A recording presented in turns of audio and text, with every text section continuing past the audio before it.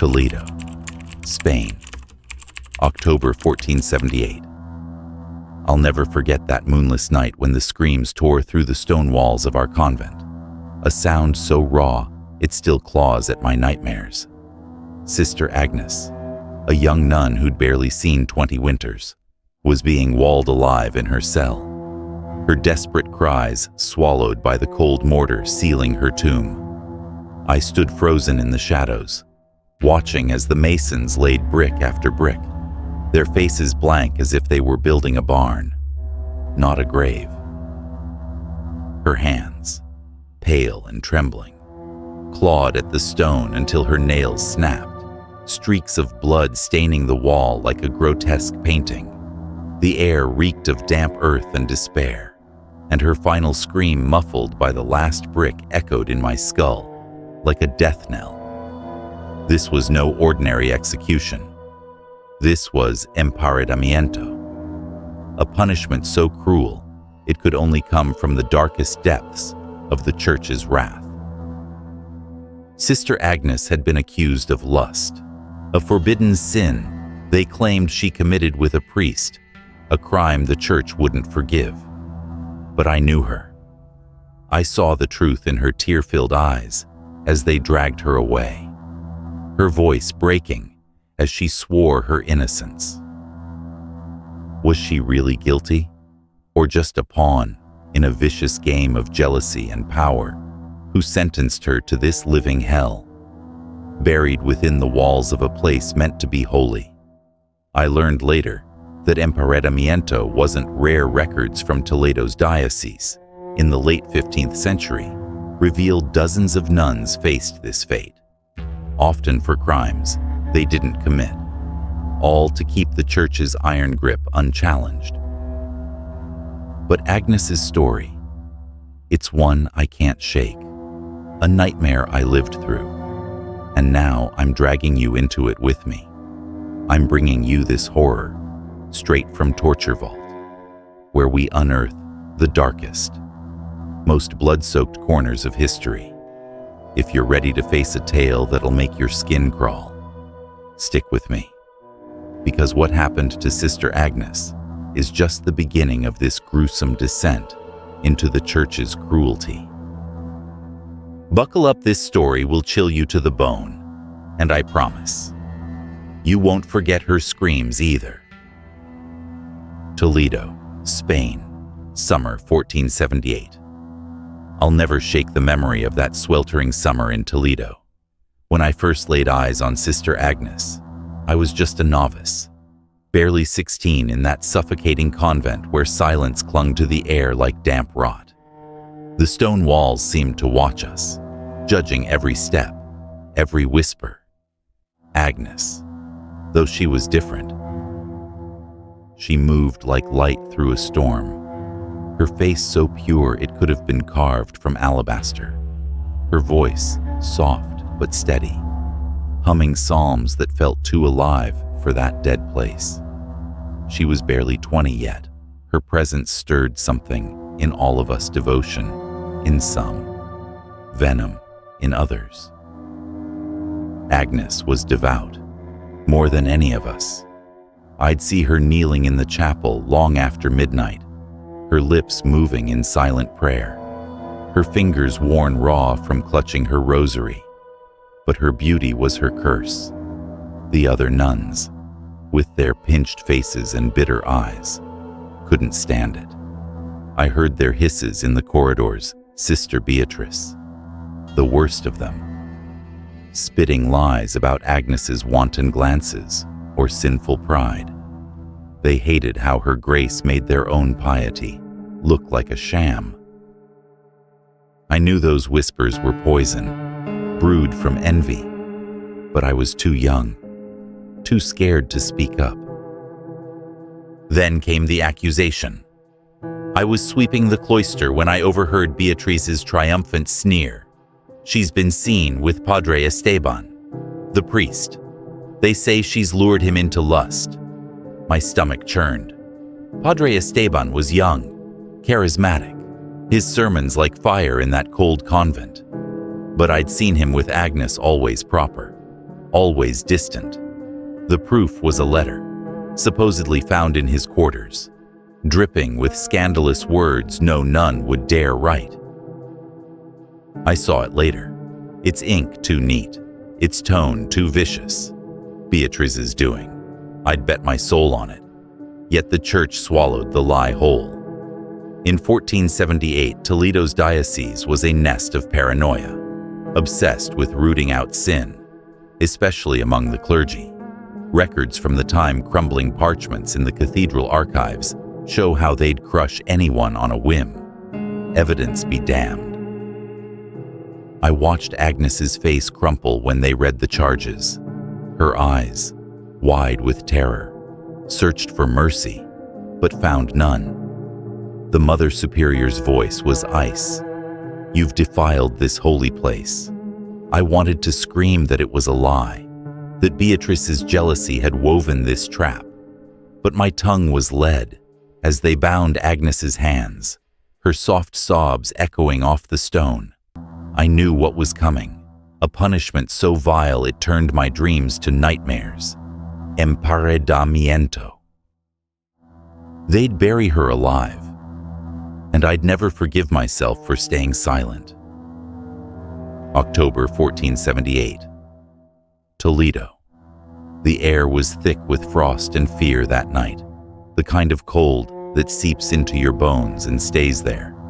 The Mother Superior summoned us to the chapel, her face a mask of righteous fury.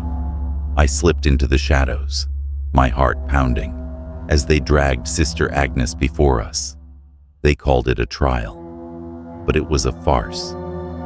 Agnes stood trembling, her white habit stained with dirt, her wrists raw from the coarse rope biting into her skin. She swore her innocence, her voice cracking like glass. "I've never betrayed my vows." But the Mother Superior's eyes were stone, and the nuns around me whispered prayers to drown out her pleas. They sentenced her to Emparedamiento, walled alive in a cell no bigger than a coffin. I followed, hidden, as they led her down the convent's undercroft, a maze of damp stone and flickering torchlight. The cell was a gaping wound in the wall, barely 4 feet wide, its floor slick with mildew. I gagged at the stench rotting straw, and something fouler, like death, had already claimed the place. They shoved Agnes inside, her knees buckling as she begged for mercy. The masons, grim-faced men with calloused hands, began their work, brick by brick. The wall rose, each thud of mortar like a heartbeat fading away. I'll never forget the sounds. Agnes's screams were raw, animalistic, as the first bricks trapped her in darkness. Her nails clawed at the stone short, desperate scrapes that left bloody streaks on the wall. I saw her fingers through the narrow slit they left for bread and water, trembling, reaching for a world that had abandoned her. The masons didn't flinch, sealing her in with mechanical precision. The last brick slid into place, and her screams muffled to a haunting whimper. I pressed my ear to the wall, my breath hitching, and heard her sob. "God, why have you forsaken me?" The silence that followed was worse. Days passed, then weeks. I'd creep down at night, drawn to that cursed cell like a moth to flame. The slit was her only lifeline, just enough stale bread and murky water to drag out her suffering. Her cries grew weaker, each gasp a battle for air in that suffocating tomb. The stench was unbearable decay and despair leaking through the cracks, a sickly sweet rot that clung to my skin. I imagined her curled up, her body wasting away, her once bright eyes hollowed by hunger and madness. The convent records, buried in Toledo's archives, confirm this wasn't rare. Dozens of nuns across Spain met this fate in the 15th century, their crimes often as trivial as a stolen glance or a sharp tongue. Emparedamiento was the church's favorite tool to silence women who dared to exist too loudly. I stood there, night after night, powerless as Agnes faded. The other nuns avoided the undercroft, whispering of curses, but I couldn't stay away. Her suffering was my punishment too for not speaking, for not stopping this horror. The church called it justice, burying an innocent woman alive to protect their fragile holiness. Justice. What a twisted, God-forsaken lie. I'd laugh if it didn't make me sick. They turned a convent into a crypt, and I'd carry that weight forever. Winter, 1478. Toledo. The convent felt like a grave after Agnes was gone. The air was heavier, the silence sharper, like the walls themselves mourned her. I couldn't stop asking, was she guilty? I didn't believe it. Not for a second. I'd seen Sister Beatrice's smirk as they dragged Agnes away. That smug glint in her eyes, like she'd won some sick game. That letter accusing Agnes of lust, it was too perfect, too vicious. I'd stake my life it was forged. Beatrice's venom scrawled in ink. And Padre Esteban. He was gone by dawn, whisked away to some distant parish, his silence bought with the church's coin. Convenient, wasn't it? Years later, I dug deeper, sneaking into the convent's archives when the others slept. Dusty tomes, their pages brittle as bone, told a grim truth: Agnes wasn't the first, nor the last. Between 1470 and 1500, Toledo's convents buried dozens of nuns alive, some for defiance, others for nothing at all. The Spanish Inquisition was rising, its shadow choking the land, and the church needed scapegoats to mask their own rot. Agnes was perfect young, beautiful, a target for envy and suspicion. Emparedamiento wasn't just punishment, it was theater, a warning to every nun who dared dream beyond her veil. Women were pawns, their lives crushed to prop up the church's power. The convent changed after her death. Fear seeped into every corner.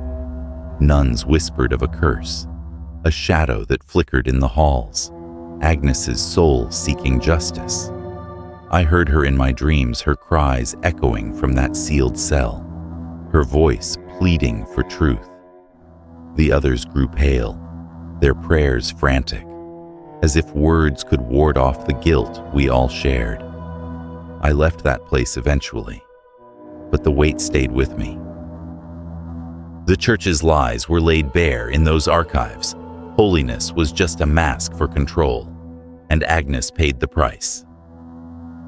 Isn't it rich, a holy order, sworn to God, burying innocents to hide their sins? I'd call it hypocrisy, but that's too kind.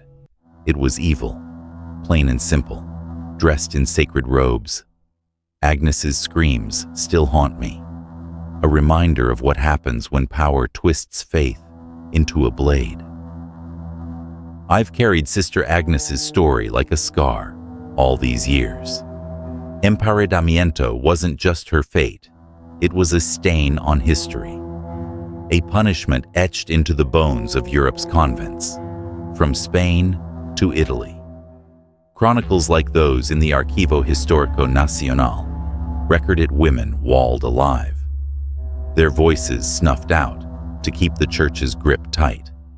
In the late 15th century, it was a favorite tactic, especially in Toledo, where the Inquisition's shadow loomed large. Agnes's death wasn't about sin, it was about control, a brutal lesson for any woman who dared to shine too brightly. Her story is a mirror, reflecting the church's cruelty. They used terror to chain women, to silence them, and Agnes's tomb was proof of how far they'd go. It's a grim truth. Power and fanaticism turn faith into a weapon, justice into a nightmare. Her screams, locked in that cell, echo through time, a warning we'd be fools to ignore. That's it from me at Torture Vault. What hit you hardest? The Church's heartless cruelty, or the mystery of Agnes's innocence? Drop your thoughts in the comments, smash that like button, and subscribe for more dives into history's darkest corners. This tale's left me chilled, and I bet you're feeling it too. Join me next time for another plunge into terror. Until then, stay safe and keep the shadows at bay.